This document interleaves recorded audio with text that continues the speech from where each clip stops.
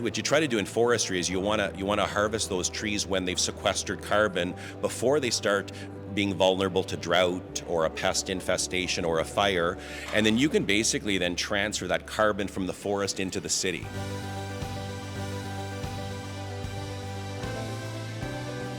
Hey folks, Flo here at Scaling Up 2024. I'm here with Derek Nighbor of FPAC. I think it's our second interview. We're not quite sure, second or third.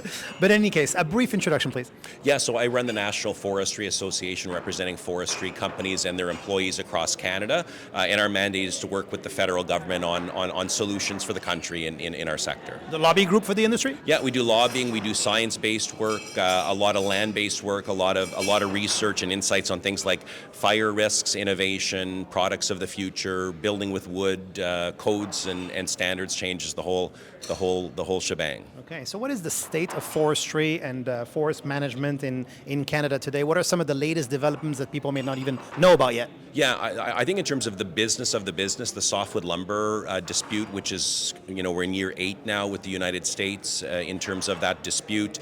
We have 10 billion, that's billion with a B, Canadian dollars on deposit at the U.S. Treasury. That's $10 billion that's not being reinvested back in the businesses and in our workers, in communities. So that's a challenge, and we'll see, we have new tariffs announced by President-elect Trump yesterday. So I think a lot of diplomatic work ahead of us there. I would say on the land-based side, fire.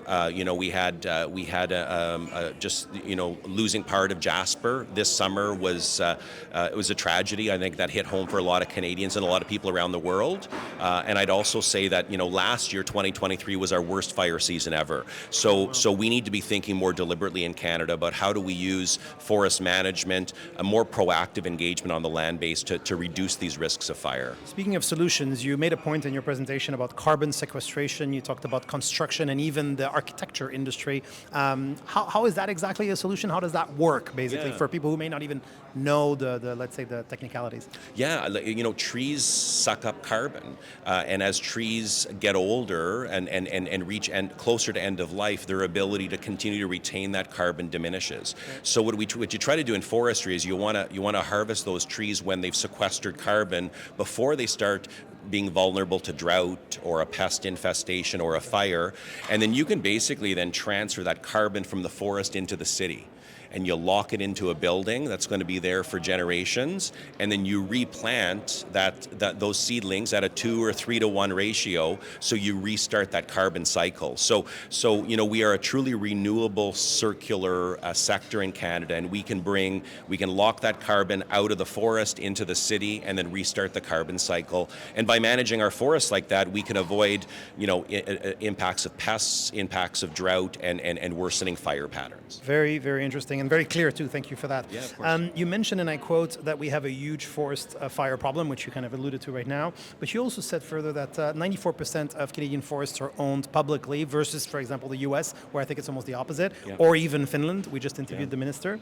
Does that mean that our challenge is ultimately political or policy based? Yeah, it's a big policy challenge, and it's not easy, right? Like these in Canada, these are the people's trees for the most part. Over 90% are on public lands, and with that comes an obligation and social responsibility to not only manage those lands sustainably, but to manage those lands for community interest. Mm-hmm. And you have different communities that are going to want different things. So that's why in terms of consultation with Indigenous communities, non-Indigenous communities, that's how these plans are built.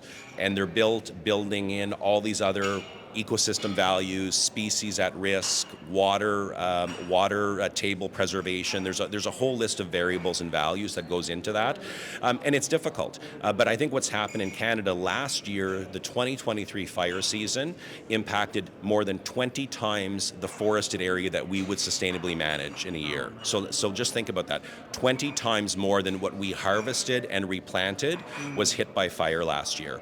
That's a call to action in terms of needing needing to do more to get ahead of those fire seasons in future years, and forest management can be a solution. And to this point, I would say the federal government's approach to climate action hasn't really developed a plan for fire. And we need to see the feds and the provincial governments work more deliberately and thoughtfully together on dealing with this fire risk. We just heard the minister and interviewed her as well of Finland. Is Finland an example, a model for Canada? Yeah, they are. It's a bit different. Finland is a smaller country. We have almost 10% of the world's forests in Canada, so it's a bit of a different landscape for sure. But I think what we can learn from Finland is a couple things. Number one, they are very actively and intensively managing the land base, which means they have very little fire, if any at all. Secondly, they've built their industry in a way that looks at the full value chain. And we do that in Canada too, but not as well as the Finns and the Swedes do it. And we need to find ways through government policy to better integrate policies to develop and grow the industry. I think the Scandinavians have done a great job of that. So I think the two things I take from Finland, how they're managing their forests on the landscape, I think we should be making some changes to align more with the Scandinavian approach. And number two, their policy discipline in terms of working to make sure that the full value chain can sustain and grow itself. I think that's those are two big takeaways for me. You mentioned one of the greatest concerns for Canada and I think for the EU as well right now related to Trump's election, the 25% tariff that was announced or at least mentioned last night, so very recently. Is that, how big of a concern is that in light of the fact that NAFTA was just renegotiated 5 years ago? Yeah, it is what it is. I think, listen, first of all, we respect what American voters decided a couple of weeks ago. They made a very clear decision based on economic wants and concerns about immigration. I think, President-elect Trump has a mandate to address and follow through on those concerns. I think what the obligation of industry is like ours that have operations on both sides of the border is to work with American politicians and business leaders and unions to make the case for Canada. I think if you look at the full goods and services that we share with Canada, I think of the nurses in Windsor that are going down to work in Detroit. There's a lot more to this relationship, and I think I'm quite confident in the weeks ahead Canada can make its case. But this is going to be a discussion. It's going to be a negotiation. It's going to take diplomacy and take some time. And I think we should all be concerned, but I don't think we should panic. I think we've got a lot of friends south of the border, and I think there are ways to work through this dispute in a way that's going to give President-elect Trump what he wants and what American people voted for, but at the same time protect probably the most special relationship between two countries anywhere in the world. Great. I guess we're reassured. Thank you very much, Derek. Pleasure to speak with you. Yeah, thank you. Thank you.